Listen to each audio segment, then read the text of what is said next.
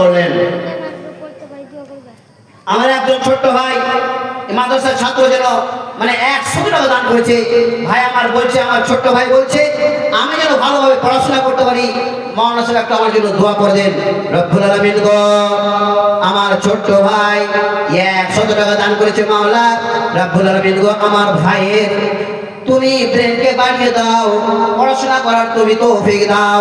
রব্বুল আলামিন আমার ভাইকে তুমি একজন কোরআনের হাফেজ বানিয়ে দাও, একজন আলেম বানিয়ে দাও। রব্বুল আলামিন গো, তুমি রহমান, তুমি রহিম, তুমি সত্তার, তুমি গফফার, তুমি খালিক, তুমি মালিক।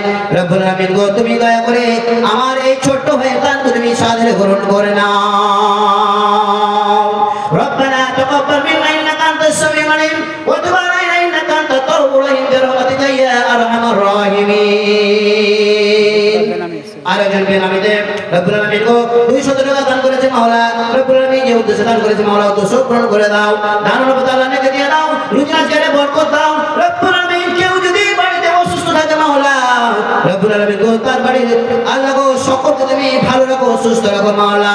কেউ যদি কবরবাসী হয়ে থাকে মাওলা, রব্বুল আলামিন আত্মীয় স্বজন কেউ যদি কবরবাসী হয়ে থাকে মাওলা, তাদের মাগফিরাত করে দাও মাওলা।